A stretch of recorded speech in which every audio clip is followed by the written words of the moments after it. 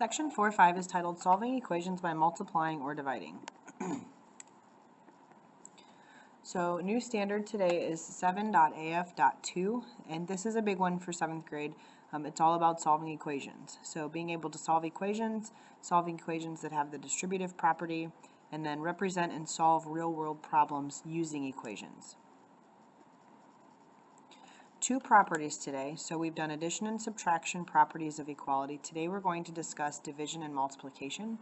So the division property of equality says that when you divide each side of an equation by the same non-zero number, the two sides will remain equal. So just like with addition and subtraction, if you do it to both sides, you'll still be left with an equal expression, equal equation. So for any numbers a, b, and c, c can't be 0, and you'll see why in just a moment.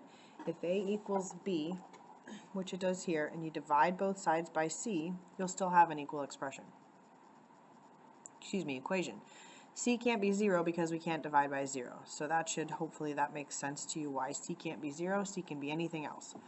So in the examples here, I have just picked a random decimal, 1.8 times 1.8. Again, I just picked a random factor, divided both by 2, and I ended up with 0.9 equals 0.9. So it's showing you that if you divide both sides of two things that are already equal by the same, you're still equal. In this equation over here with the variable, we have 4x equals 24, and 4x means multiplication. So we're dividing, similar to yesterday, we divide both sides by 4, those 4's cancel and you get x equals 6. So today when you are solving equations, we're going to be solving by dividing to start. So we solve by dividing because you see multiplication. This is 5 times c, and the opposite of multiplication is division. So we're going to divide both sides by c. That's going to cancel out the 5's on the left, and we're left with c equals 12 over 5. 5 doesn't go into 12, so we can leave it as 12 fifths. You can change it to a mixed number, so that would be 2 and 2 fifths, or you could have it in a fraction, or a decimal, 2.4. So all of those answers would be acceptable. And remember, we've talked in the past about just picking one of them. Don't write all three. Don't say this or this or this. If you put all three, they all three have to be correct. So if you make a mistake making a mixed number or making a decimal, then I wouldn't be able to count it. Number 2, we have negative 54 equals 6x. So you're looking at the coefficient in front of the x. This is multiplication. So we undo multiplication by dividing. So we're going to divide both sides by 6. That gives us x equals negative 9, because negative 54 divided by 6 is negative 9. Finally, we have 7a equals 63, so it's 7 times a. We undo multiplication by dividing, and that gives us a equals 9. Now it does say to check your solution, so I'm going to change my pen color. So we're going to check in blue. We check by taking our answer and plugging it back into the problem. So if I do 5 times 12 fifths, I'm asking, does that equal 12? If I put 5 over 1, I do my multiplication here of the two fractions, I can cross cancel and I get 12 over 1, or 12, equals 12. So this is correct, and I know that my answer is correct. For number 2, we're going to plug the negative 9 back in for x. So we have negative 54 equals 6 times negative 9. Asking myself, is this true? Does negative 54 equal what we get on the left, on the right? So we get negative 54 equals 6 times negative 9 is negative 54. So that is true, and our answer is correct. On number 3, we have we thought that a equaled 9, so we're going to do 7 times 9. Does that equal 63? And 7 times 9 is 63, so we get 63 equals 63, so that check makes our answer correct.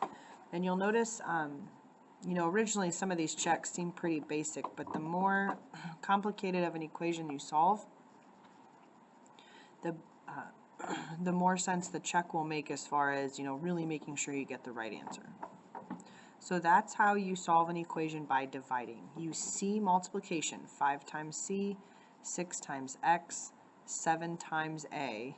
Since you see multiplication, we have to do the inverse operation, and that's dividing. Here's the multiplication property of equality.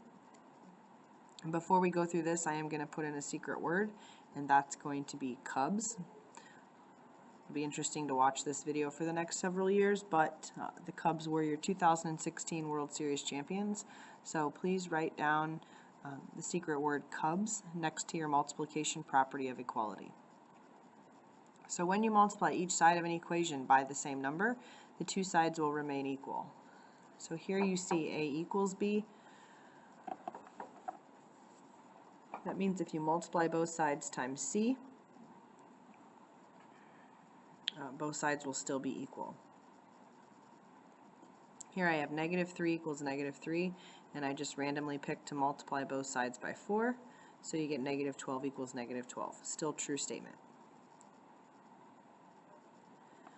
Over on the right, we have x divided by 5, and this looks a little funny because it's this is a fraction, but remember it is division. This is x over 5 or x divided by 5. You'll notice that both sides get multiplied by 5.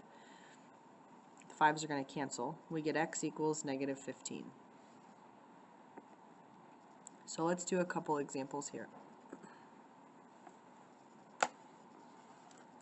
We have y over 4 equals -8, and I'm actually going to pause the video for a second and move this equation. Okay, there we go. So we have y divided by 4, again, equals -8. And if we multiply both sides, we want to do the opposite of dividing by 4. Remember, ultimately trying to get the y by itself. So we're going to multiply both sides by 4. The 4's on the left are going to cancel, so we get y equals -32. We are asked to do a check, so you're going to take your answer, plug it back into the equation. So -32 divided by 4, does that equal -8? -32 over 4 is -8, so we get -8 equals -8. So that's true, and our answer is correct. One more example then is example 5. We have 7 equals x over -2, or x divided by -2. The opposite of division is multiplication.